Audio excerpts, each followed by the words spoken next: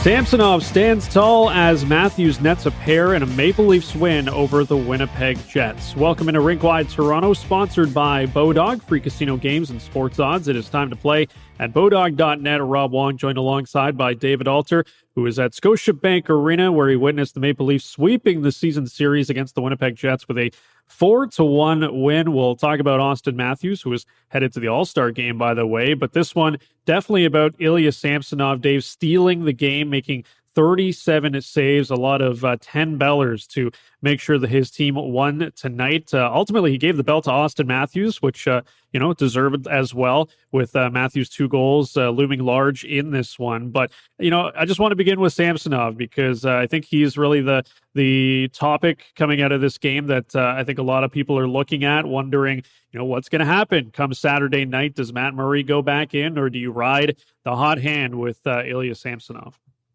Yeah, it's kind of, fitting that Auston Matthews was the standout player of the game in this, because if he wasn't, I was kind of thinking to myself, if Samsonov gave the belt to himself, it would be a very Samsonov thing to do, but it would also be justified. It would be justified. They might, and they probably wouldn't even take offense to it. They'd probably be like typical Sammy or whatever, right? Certainly. It's funny, like you saw how dialed in he was, the way he was able to kind of just be acrobatic going left to right. I've used that term to describe how Samsonov has looked in goal at times this season. And it's interesting because how athletic he looks side to side is all the same stuff that I see him working on with goalie coach Curtis Sanford every day. Like just being square on the position and just being able to react and cut across. And the only goal that beats him is one he has no chance on a 5-on-3 situation. So full marks, and he's able to carry over that relief performance and continue riding the hot hand here at Scotiabank Arena. Yeah, and he definitely was, rolling tonight very early on, having to make 16 saves in that first period against the Winnipeg Jets, who came out on fire to start this game. But interestingly enough, Samsonov says he doesn't really pay attention to any of the stats while he's playing the game. In the first, kind of 8 seconds into the second. I didn't see how many shots. I didn't watch for scoreboard. I don't know what time. I don't know how many shots.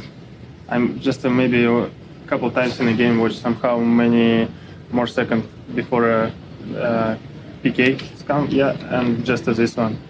I don't know. I feel good. Physically feel good. Nothing crazy. Is that something you normally do? Don't look at the scoreboard? Yes, when time it comes to the North American, I'm play so bad. Yeah, what time I come every day, every game is 4 goals, and I got some first rule is for me. I didn't watch more for a soccer scoreboard. Well, it's an interesting superstition that it was going so bad for me. He's like, you know what? There's really no point looking. It's not helping out my game. So maybe it's a little bit of superstition. Maybe it's a little bit of something else. But, I find it interesting that the guy does really, aside from looking to see how much time's left on a penalty kill or on a power play, doesn't really look at the scoreboard, which is what you want, right? You want your goaltender focused on what he can control and the action at hand. And a lot of those saves tonight, as you mentioned, the athleticism, but just the tracking ability. And I think that's what has stood out the last couple of outings for Samsonov in particular, that he just seems to be seeing the puck really well, isn't in a spot where he's swimming around and trying to find out where it is. I mean, part of that is the defense is doing a good job in front of him to make sure that he can see the puck. But I think that's right now is something that's really working for him. Yeah, and he's going up against a pretty good team here in the Winnipeg Jets, right? Like they've got some snipers. They were playing with a lot to play for in this game from a Central Division standpoint, going in tied with points for that top spot. But it's interesting how he's kind of able to hold it together here, coming in cold the way he did the other night, and just tracking the puck really well. And just, I guess the only way to describe it is he gets into a zone. He gets into a zone when he's in this situation. And I would have thought, okay, he doesn't look at the shots, but goalies typically do like getting that first perimeter shot early in a game. And when they get that, they can get a feel for the puck and feel for where they kind of need to be and the pace of the game, and that helps them stay engaged. And so, I mean, the Winnipeg Jets definitely did that. 16 shots is a lot, and that's by far the most amount in a period that Samsonov has had to deal with this season. So he was engaged, he was very busy, and had he not made some of those saves, we could be talking about a completely different hockey game. And of course, things did turn in the second period very early on. Yeah, it definitely did. And, really interesting as well. You mentioned it, the home success that continues for Samsonov. He is now 12-0-1 at Scotiabank Arena this year. Head coach Sheldon Keefe was asked post-game if he thinks there's anything to that stat. I don't have a theory, no.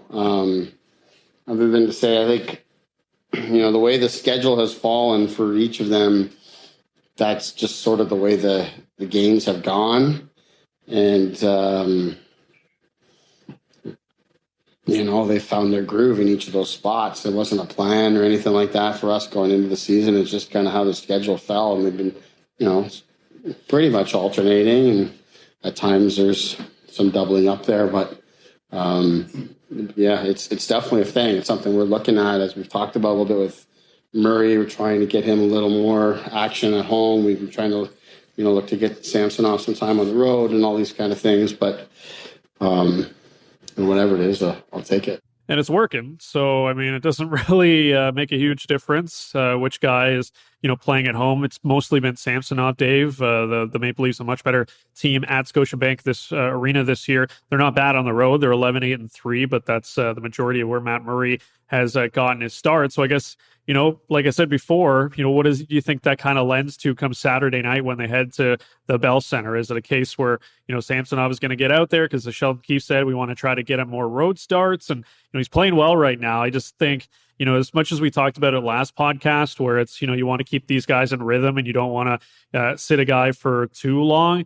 How can you not go back to Samsonov on Saturday night, considering the way that he played this evening, just to reward him at the very least? I think you could say, yeah, it's Montreal. They're not great. I know they tend to play the Leafs pretty hard, no matter, what the situation is. But I just think when you've got a guy who came in relief and then had a strong performance the next time out, just to kind of give him a bone and give him another opportunity to keep things rolling is probably the way to go. Yeah, perhaps. But also, you don't want to go too long and let Murray kind of stew after getting pulled. So there is that element to it as well. And yes, Samsonov has won on the road, but his games have been a lot better at home. He still doesn't have a regulation loss at home this season. All of his results, or the few regulation losses that he's had in Detroit, in Washington, in LA, and in Vegas, and that's it.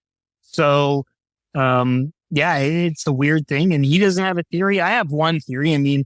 If a goaltender is so good in one particular building, I don't know how you explain Matt Murray exactly, but if Ilya Samsonov is comfortable in a particular building and he knows the tendencies of how the puck bounces off the boards, the crowd, all that kind of stuff, that's kind of easy to kind of get settled into some sort of rhythm there. It's obviously different on the road, where on the road has a different feel with each building. And so that's a bit of a challenge. But yeah, you probably could go Samsonov, but they've rolled Matt Murray against the Montreal Canadiens. I'm sure he'd like to atone for the season opening loss that they had there back in October. So I'm not sure what they do, but given that it's alternating every other day, this is probably the way they're going to go, where they're just going to alternate games going forward, especially since they have a slew of home games coming up before the holiday break. So I would expect Matt Murray goes in there just so that they don't let him stew on an embarrassing loss the way it has for too long. But I don't know. I've been wrong about the way they manage goalies before. There really hasn't been a rhyme or reason. Just when you think you have it, a fast one is pulled on you. Yeah, it's just so funny how, week to week, the conversation has really changed on people's confidence levels with these goalies. First it was, okay, it doesn't matter who's in net. Both of these guys are rolling. You feel pretty good about all of them. And then Samsonov went through his rough stretch, and it was, okay, Matt Murray's the guy. And now Matt Murray has had a few starts here, a few outings where it hasn't been good, and it's kind of flipped back to Samsonov. So it's been just every week. Like, I think you have sort of a newfound confidence in the other guy. it's never, I think, gotten so high where you feel like it's, 80-20 on one guy. It's either 60-40 one way or 60-40 the other way every single week, it seems. But right now it's Samsonov. If I think you polled most people, who would you want to start in a game one right now? It's probably Samsonov, but feels like it might switch yet again. Maybe it depends on who's at home and who's on the road. There you go. Like maybe they just go home goalie, road goalie at this point. Yeah, they just split it up that way and put the guys where they're most comfortable, whether it's a home game or an away game. True tandem, yeah. I don't know why I always make this reference, and I think I've looked it up before, and I think I sort of myth busted my own belief on it. But do you remember back in the day when the Minnesota Wild, I think one playoff run, they like switched Manny Fernandez and Dwayne Rollison, and they each played like a similar amount of games because like they just were like going with a goalie tandem.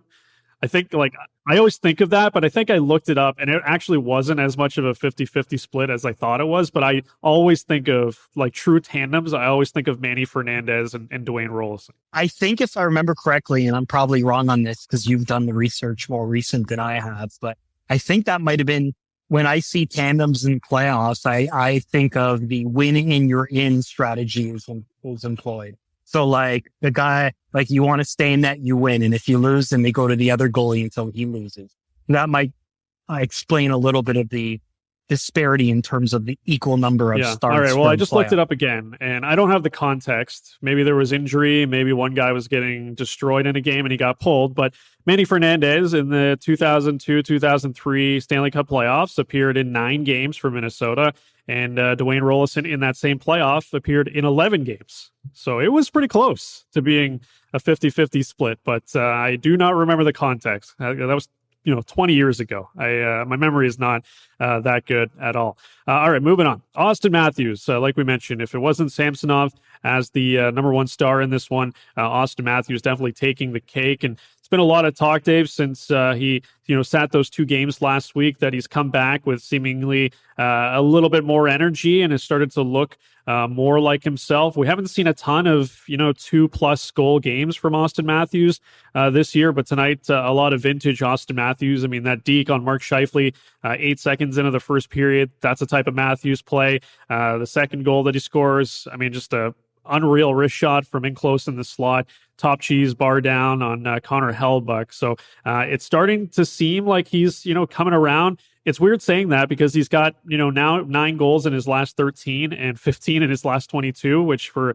any other NHL player would be an incredible run. But for Auston Matthews, it does seem a little light considering what he did at the end of last season en route to 60 goals. But do you think the last 3 games we've seen here from him are more indicative of the guy that we saw a lot last year? Oh, yeah, he definitely looks like his old self again. And I thought that's kind of interesting that, he's dealing with this ailment and stuff, but sometimes just getting a break from what can be a grind is a big part of it. So I don't know if it's the break. I don't know if he'll be even better once February 1st hits around. We now know he's going to the All-Star game, so his break is not going to be as long as some of the others around the NHL, which is both good and bad, I guess, depending on how you look at it.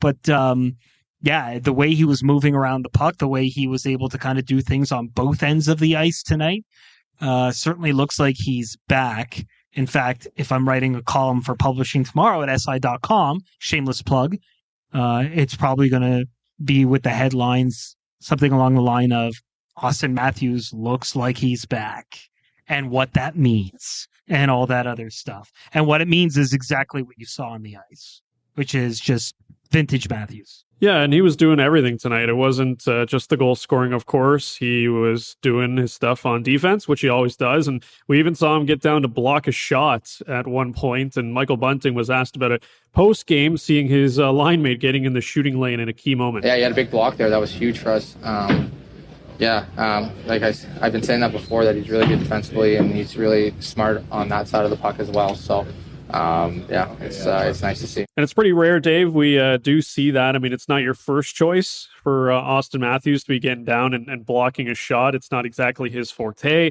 Come playoff time, it's different, but still, something that you don't mind seeing your star players trying to do everything they can to win a game. I truly think that since the beginning of this season, not that he didn't value it before, but given what happened with the playoffs and everything else, that the little victories that he gets away from the team scoring goals or him adding to his personal stats have that much more value to him.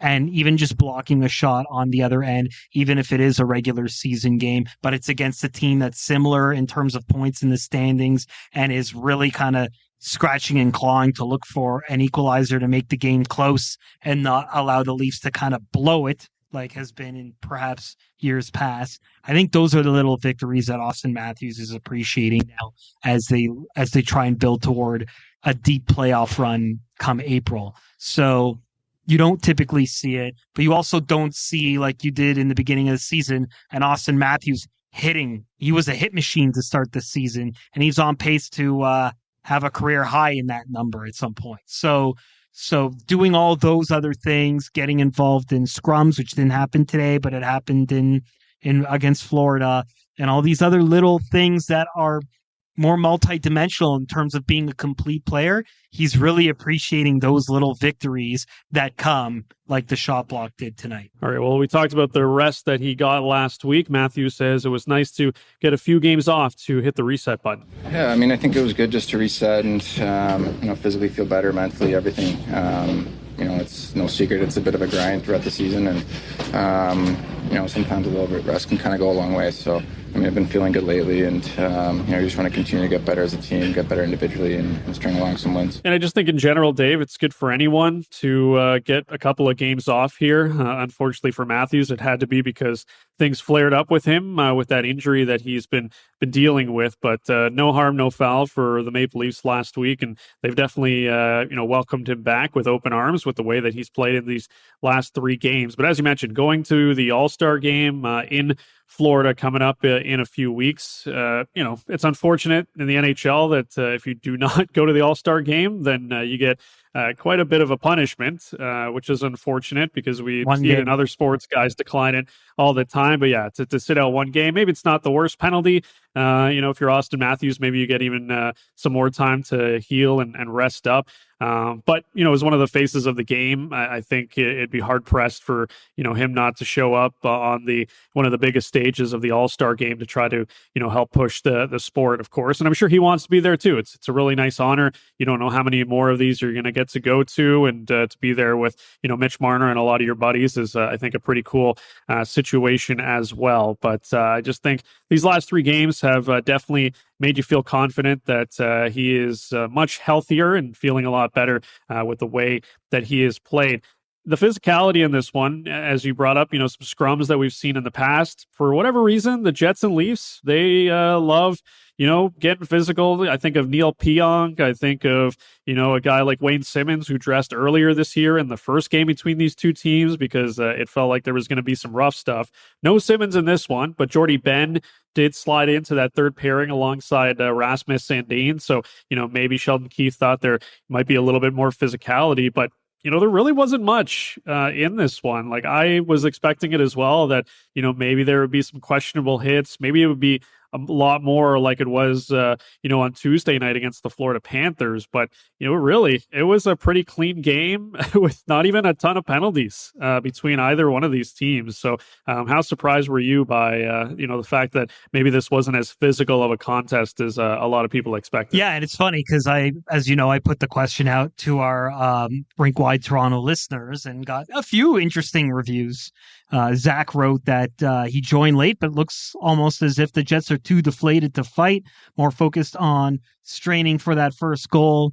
Perhaps, I mean, when you get down and you're firing shots and you're not beating the goaltender, and then you get scored on 8 seconds in, and you've changed the identity of your game, and that identity of the game has allowed you to have a good record. Maybe you stick to that and you don't get caught in some of the extracurriculars. Adam wrote, funny what happens when you don't dress Simmons in the lineup, feeling like if Wayne Simmons was out there, that would have changed. I don't think he would have necessarily initiated anything, so I don't know unless some hostilities were renewed and Winnipeg started something because Simmons is on the ice. Maybe. And then, another user wrote that he wasn't surprised because for the first time in a few years, Winnipeg is playing like a quality team, which is kind of the point that I was kind of making. So there's that. And then, in that third period, one guy, Pete, wrote that don't speak too soon because stuff could happen. We did see that Mark Scheifele and Michael Bunting were involved in some sort of shouting match after Timothy Liljegren took what looked like a puck to the head. But other than that, no, there was really no extracurricular activities in this game. And I do think that one of the users here is bang on that Winnipeg is a quality team and they've been doing things similar to what Toronto's done for success and probably didn't want to stray too far from that template.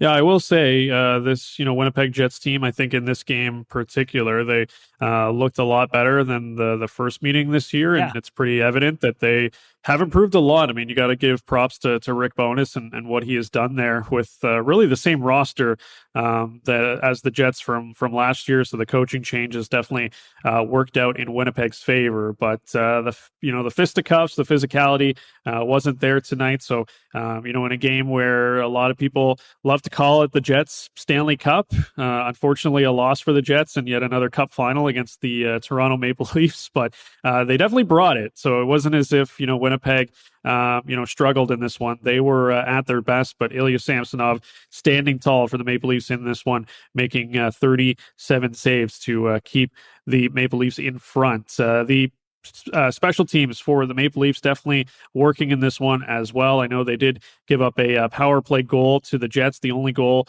of the game on the power play for either team. But we saw Mitch Marner with a shorthanded goal, his 17th of the season. And Dave, we've seen it many a times where, Mitch Marner has an opportunity to pass off the puck, but this time he decided to shoot it and with a really strong wrist shot, beating a really good goalie in Connor Hellebuyck. Marner was asked post-game about his decision-making in that moment.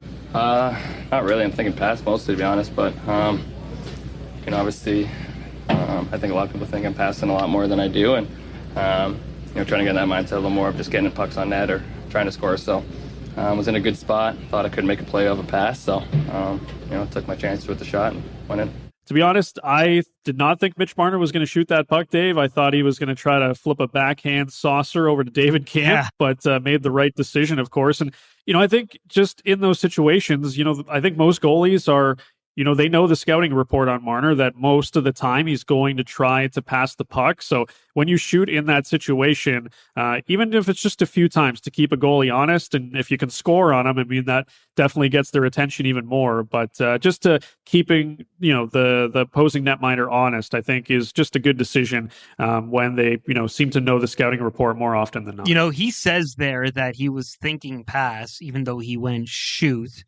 But I'm also wondering if there was a play against the Panthers where it was similar, where he tried to pull that move and it got stopped. And then I wonder if that was kind of okay, I can't do this all the time kind of moment. And so he decided this is the time where I'm going to look that way or think that way.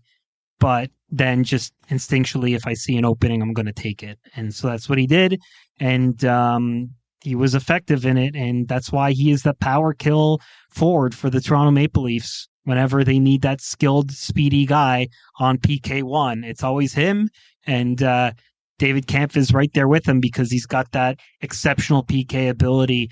Totally unrelated, but on the 5-on-3, how about Jordy Ben as one of the guys used for that? Giordano probably would have been in there had he not been the one who took that second penalty. And obviously TJ Brody probably would be a PK option as well. But, before that goal got scored on, he did have this incredible stick check on a wide open net that temporarily kept it a 3-0 game before they got scored on that 5-on-3. And Mitch Marner at times utilized on those 5-on-3s as well. And that's why they're always dangerous in there, trying to catch guys who are skating forward where he can kind of go the other way and knows that they can't back check as fast. So dynamic player who can score, whether it's power play at the point, in the middle, behind the net, or on the PK like he did tonight.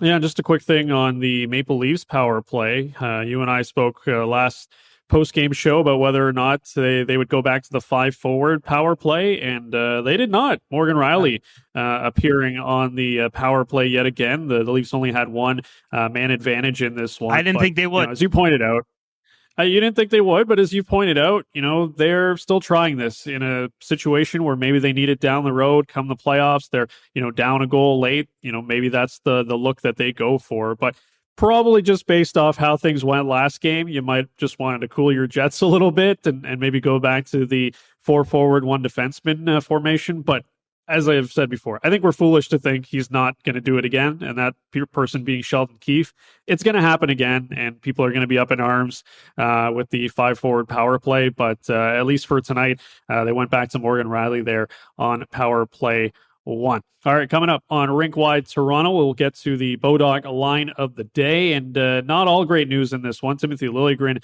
did not finish the game after taking a puck in the head. We'll get an update on that. Maple Leafs win it 4-1 over the Winnipeg Jets. You're listening to Rink-Wide Toronto, sponsored by Bodog, free casino games and sports odds. It is time to play at bodog.net. It's Rink-Wide Toronto, pregame, postgame, every game. Nearly 2.5 billion people are shopping online globally, and a lot of that shopping has been done on mobile phones. So how does your business website look and function on a mobile phone? Hey, it's Ray Ferraro.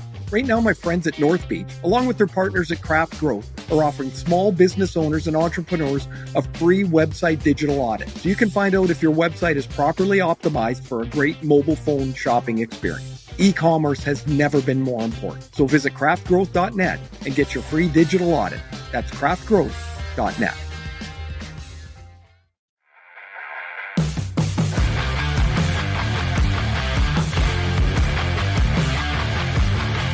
It is Rink-Wide Toronto, sponsored by Bodog, free casino games and sports odds. It is time to play at bodog.net. Rob Long joined alongside by David Alter. Comes to us from Scotiabank Arena. Leafs winning it 4-1 tonight over the Winnipeg Jets. Time for the Bodog line of the day and taking a look at the Stanley Cup futures odds right now on Bodog. The Maple Leafs, obviously, the top Canadian team listed, but you've got the Winnipeg Jets, Dave, at plus 1,600.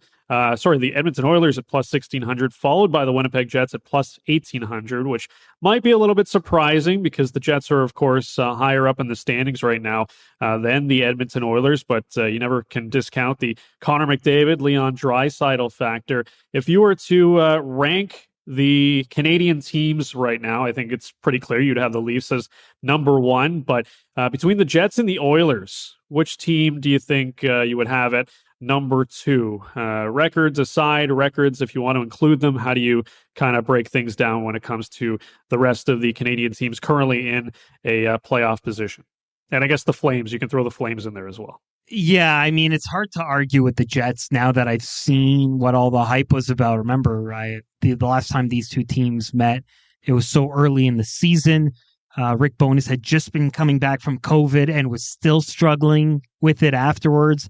That it was really hard for him to kind of put his authoritative stamp on what this team was going to look like. But now that I've seen it and I've seen the buy-in and everything that he's done, and what Rick Bowness has done, and even in recent times with like a team like the Dallas Stars, for example, it's hard not to pick the Jets right now. It really is. I mean, Edmonton has potential. Calgary certainly severely underperformed, but you have to go with the Jets right now, just given the way they've played. They've always had the talent, but they've just had things that just haven't come together at the right time. Like I remember when they were in the conference final against Vegas. So they've certainly had their moments with the same core that they've had. So fixing that up and getting the right message across, and because they've done it before with that same kind of group, Winnipeg's the team to beat in the West. That's just the way I feel about it. Yeah, I think I'm with you there. You just look at their, goaltending. Connor Hellebuyck, clearly one of the better goalies in the league, and no offense to Stuart Skinner and Jack Campbell, but I'm taking Connor Hellebuyck every single day. NHL All-Star Stuart Skinner. That is true. NHL All-Star Stuart Skinner, as voted on by the fans. He is headed there. Actually, all the Oilers are going there as well, so that's good for them. But, you just look at this Jets team, and, Hellebuyck's really good. I think there are questions about their back end, of course. They don't have, I know Josh Morrissey's having a great season, but beyond that, they got a bunch of guys that are solid, but I don't know if you would call those guys really, top tier defensemen. But, that group of Kyle Connor, Pierre-Luc Dubois, Nick Ehlers is phenomenal. Mark Scheifele still from time to time can get the job done. And same with Blake Wheeler. Like, they've got some guys in that top six that are scary that you would not want to face in a 7-game series. But as it stands right now, I think just Connor Hellebuyck is really the big difference for me between the Jets and the Oilers. You never want to bet against McDavid and Draisaitl. We saw it last year in the playoffs. Like, those guys can just go supernova at any time. But props to the Jets for what they've put together so far this year. And we'll see if they can keep it going forward here. All right, back to the Maple Leafs and Timothy Liljegren, who had to leave this game, Dave, after taking a shot off the helmet, it looked like. He did not finish the game in that third period. What is the latest on the Maple Leafs defenseman? Yeah, Sheldon Keefe said in his post-game comments that he wasn't aware of any sort of recent update. He didn't have any, but he did say that he had to go through the necessary protocols for getting hit in the head, and that's what he was undergoing at the time that we spoke to him. So obviously we'll get more details on that when the Leafs are scheduled to practice on Friday before they head out to Montreal to take on the Canadiens, but certainly didn't look very good.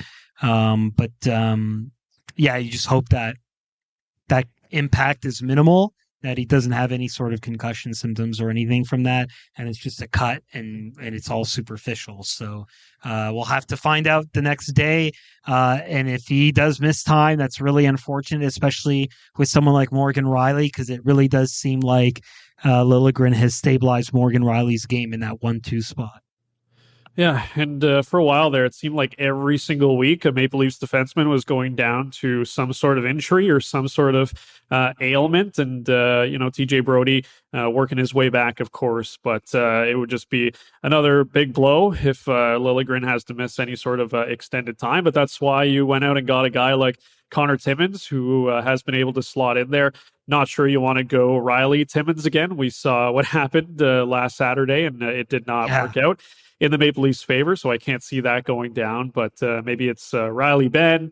Maybe that's the tandem that the Leafs go with on Saturday if Liljegren is not able to go. But as you said, I mean, the guy has just been an absolute rock for any pairing he's been on this year, whether it's been Mark Giordano, whether it's been Morgan Rielly, TJ Brody, Rasmus Sandin. Like, he has been the one constant on all of the defensive pairs this year. And I've seen some crazy, not even rumors, but just people trying to throw at hypothetical, trade scenarios where, if the Maple Leafs want to land a big stud, forward that, maybe they'd have to give up one of Rasmus Sandin or Timothy Liljegren. But I think in that case, you're sort of, giving up a piece that is clearly really important to this team on Timothy Liljegren just to add something up front. I just don't know if it's really worth it. I think there's probably some other pieces I'd try to move before I move that guy who is really just coming into his own right now. Yeah, it's been quite the jump. Like, he took a longer time to develop, and then when he came in for his first full season last season, really just got better with each week and just made himself, some people thought, well, it's because he's right-handed shot and the Leafs are kind of more of a need in that. But he just got better and better, and then his game really took a turn once Mark Giordano was acquired by the Maple Leafs on March 18, I can't remember, 17, 18, whatever the fact. But they got paired together, and what he absorbed from Mark Giordano seemed to stick with him for no matter whom he plays with. Like, it's taken him to a different kind of level that I don't want to say he's untouchable in that regard when you look at deals like that, but he is so important to that right side that the Leafs are not very strong at right now.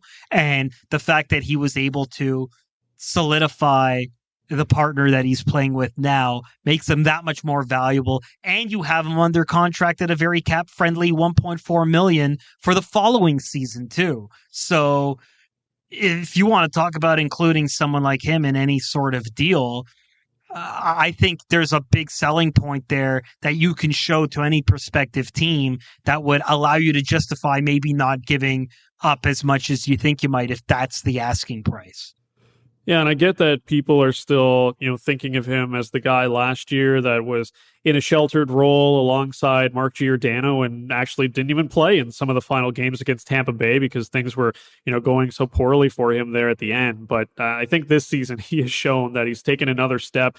Yeah, maybe he's not getting the top comp every single night, but I don't think there's been many nights where he's been bad at all. Like, he's just been so incredibly consistent in all different pairings. So it would take something really special, I think, if you're Kyle Dubas, to give that guy up at his cap hit. 1.4 this year is 1.4 next year. Then he's an RFA. He's 23 years old. He's a right shot. Like, that's about as in-demand of an in-demand defenseman you could come up with right now. He's not ever going to be like a, superstar offensive player like maybe some people thought he would be coming out of the draft. But he's just, he's not untouchable. Like, I don't want to go that far, but for what this team is trying to accomplish this year, it just doesn't really seem to make a ton of sense to remove that guy from your roster to try to, supplement your roster somewhere else. Like, hopefully you can figure something out, whether it's draft picks, whether it's prospects, to acquire, some help up front. But Timothy Liljegren, it would take a lot, I think, for me to move that guy out in any potential deal. But the Maple Leafs picking up the win 4-1 over the Winnipeg Jets in this one. Auston Matthews with a pair of goals, Mitch Marner with a goal as well, and Mark Giordano with the empty netter to shut things down there in the third period. And as great as Ilya Samsonov was in this one, he was a big part of the reason why the Maple Leafs were able to hold off the Jets in this one. But we've seen it a lot this year, Dave, where it's a bend but don't break mentality. Haven't seen too many 2-goal, 3-goal leads that the Leafs have given up like maybe they have in years past. Like, it's always in the back of your mind. Leafs go up 2 goals, go up 3 goals, and you're thinking, well, it's only a matter of time. There's still like 45 minutes left. Maybe they're going to give up 3, and this one's going to head off to overtime, and maybe they lose in overtime or something. But I don't think there's been many of those games this year where the Leafs have, gotten out front to a lead. Sure, there's going to be hairy moments here or there. That's just how it works with, score effects and the like. But, maybe it's just an anecdotal thing. I need to take a deeper dive. But just from the games that I've seen this year, and maybe you can correct me if I'm wrong, but it doesn't seem like the Maple Leafs have been coughing up too many multi-goal leads this year. No, they haven't. I mean, it eventually did happen when they went on the road to Washington. They lost like 5-2. There's been a couple of other ones where, they had the mini losing streak going into December, and the goaltending wasn't performing as well. And so the scores were kind of getting slanted in tandem with that. But I can't remember what podcast it was or what episode it was, but I remember the Leafs were the very last team that hadn't given up more than 3 goals against in a game. Like, we were talking about how deep into the season it was near the midway point or nearing the midway point, and they still had yet to have a game where they had the doors completely blown out of them. And I've been waiting for it since early December. It finally happened a couple of weeks later, kind of with that, the Washington game, the New York one. Like, there were like a little bit of different things that happened in those games, but for the most part, they've just been consistent. And when they've won, they've hung on to victories. And then in games where they were down, like, they've managed to kind of claw their way back. So whether it's William Nylander, who's been very clutch for the Leafs this year and been stronger defensively, and some of the other things that they've been able to do that at times maybe they weren't getting the protection, they weren't as sound defensively. I think a lot of this just speaks to how well they've performed defensively and how much more of a buy-in there is this year to just not let the offense cover up the issues like it has in years past. Yeah, that's definitely been a hallmark of the team this year, that they're not, letting games get out of hand. When they have the lead late in the third period, they are able to weather a lot of these storms, but it is that goaltending that has stood tall and been a big reason as to why it's been that case. So just a quick thought again, we mentioned it a little bit earlier, but Auston Matthews heading off to the All-Star game. I did see some people put it out on Twitter that while it's totally understandable that Auston Matthews is going to the All-Star game, he's one of the faces of the league, face of the franchise, of course. it is a little disappointing that William Nylander isn't the guy. Maybe he could have been the second Maple Leaf to go, but David Pastrnak and Andrei Vasilevsky are the other Atlantic Division players that were voted in, so you can understand why that is the case. But, if we're looking beyond Matthews and Nylander, is there another guy, maybe two guys that you would sort of nominate as we're coming up to the midway point, I guess, of the season, but the midway point all-stars, if you're looking at the Maple Leafs, like who are your 5 guys that you're going with? Or you mean as far as Toronto Maple Leafs that are going into the All-Star like if you were game? to create an all-star team with just Maple Leafs, like your 5 starters, I know it's 3-on-3, but let's just go 3 forwards, 2 defense, and 1 of the goalies. Yeah. Like who are you picking as your sort of mid-season all-star? So my goalie pick would be Samsonov in this case, because I think the numbers show that he's had a better year slightly, but they've both been pretty good. From a defensive standpoint, that's a tough one because there's been so much turnover on defense, but I think I would send Mark Giordano, just given how much they've had to rely on him this season, as all the other injuries have kind of gone. And, maybe because we've been talking him up and how good he's been this year, I think Timothy Liljegren would be my second guy too, just because of the way those two guys have kind of had to step up. I would say Justin Hall. But I mean, Justin Hall did struggle in the earlier parts of the year, but in terms of consistency, those are who I think would be my 2 guys. And I don't think you can argue with the other 2 forwards that are in. And the third forward would definitely have to be William Nylander. I think William Nylander does deserve to go this year. But there was just no way I could see Auston Matthews not going.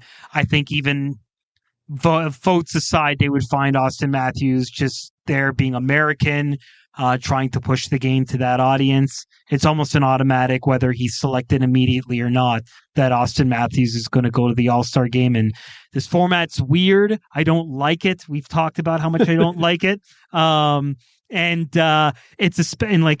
talk to people off the record who are normally not allowed to say because they work for the league, and they'll even tell you that they don't like it and like the format.